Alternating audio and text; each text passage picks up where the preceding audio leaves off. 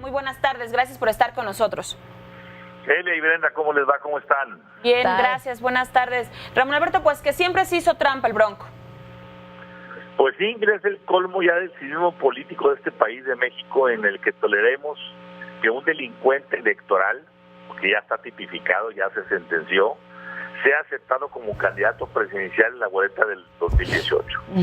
A ver, vamos a tener un delincuente ya confeso, ya probado. Claro. Avalado. Vamos a permitirlo, avalado por los árbitros, perdón.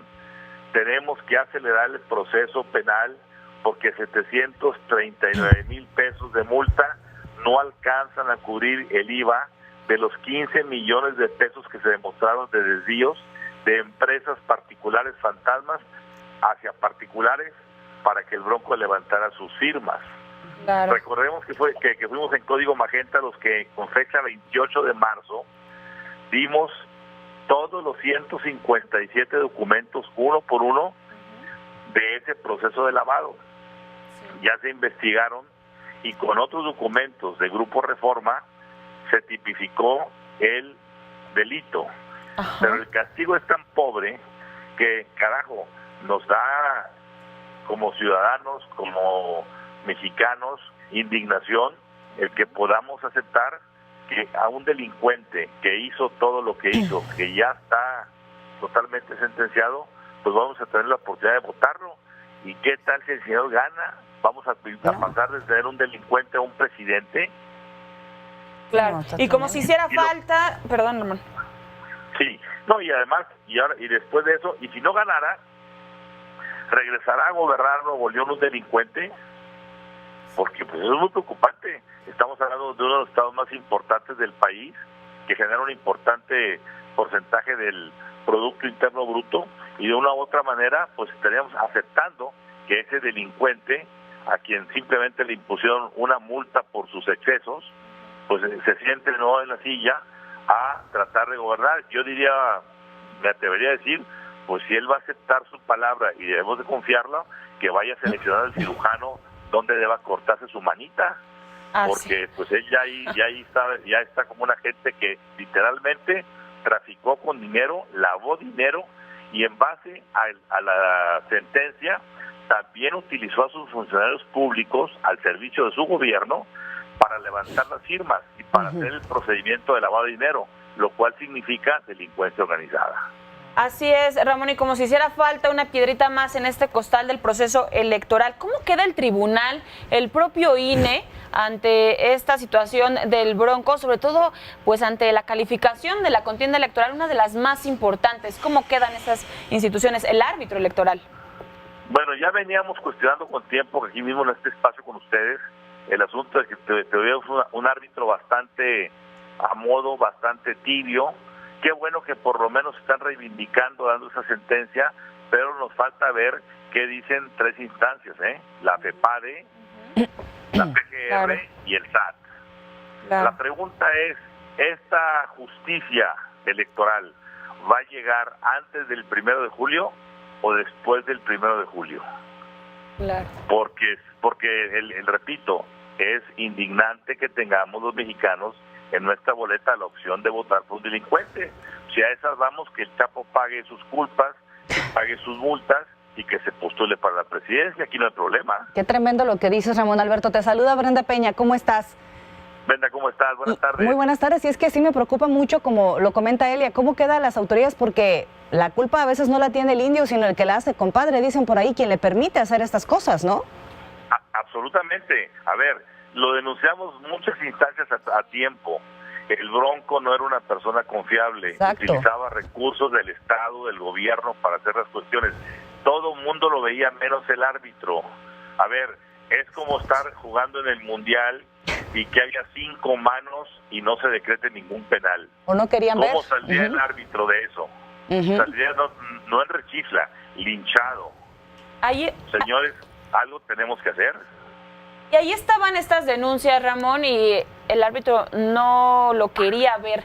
¿A qué crees que se deba esta situación? Dice, esta tibia y esta debilidad en cuanto pues a ejercer este trabajo por parte de los árbitros electorales. Pues está claro, el Bronco fue introducido como una ficha para tratar de tomar algo del capital antisistema que había entre el electorado. Es decir, teniendo a López Obrador y a Anaya como dos antisistémicos, de una u otra manera se quería introducir una tercera figura para que el voto anti-PRI, antigobierno, se dispersara entre tres y no llegara arriba del 30% para poder permitir que el partido en el gobierno siguiera con su línea de posibilidad de triunfo. Sin embargo, pues resultó ser más vana, porque el famoso Bronco, que prometía que iba a levantar las encuestas y que iba a despertar a la población con su estilo campechano, directo, sus redes sociales, su caballo tornado, pues no resultó más allá de 4 puntos en las mejores encuestas. Y en los debates pues se vio claro que lo que fue a hacer es su rol perfecto de kamikaze en contra de López Obrador. Su mayor propuesta y ocurrencia fue la famosa amputación de las manos a los delincuentes. Que ahora la tendría que aplicar, Ramón, para él mismo. Así mismo te lo tendrá que aplicar, sería el primero. Entonces, dicho eso, falló la oportunidad. La pregunta que nos lleva aquí ya más seria de fondo es si este asunto del Bronco no obligará también a acelerar el proceso del caso Barreiro con Anaya. Porque si el asunto del Bronco estaba en el aire y se destapó a 10 días de la elección y todavía está en la posibilidad de que alguna autoridad, sea FEPADE, PGR o SAT, decrete el asunto penal para quitarlo de la boleta, pues la pregunta es qué pasa con el caso Anaya. Claro. Porque Anaya está en una situación similar con el caso Barreiro, que no depende solamente de lo que diga o deje de hacer la Procuraduría, sino de lo que pase con las investigaciones en Estados Unidos y en España.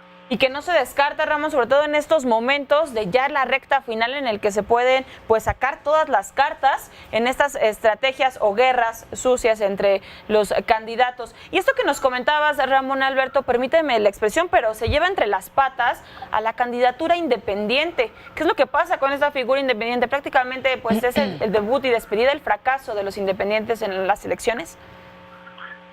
Jaime Bronco Rodríguez pasará a la historia por ser el personaje que prostituyó en el primer intento lo que era una sana intención de romper la partidocracia. Terminó él entregado a los brazos de esa partidocracia que le financió su sueño guajiro de querer ser candidato presidencial, y ahora vemos claramente que los dineros vinieron de oscuras empresas fantasmas, de quién sabe, igual que pasó en su campaña, Elia y Brenda. En su campaña hubo muchos millones de dólares triangulados de quién sabe dónde, en donde le permitieron comprar el aparato priista que como independiente lo llevó a la gubernatura. Pues ahora iba por el mismo camino.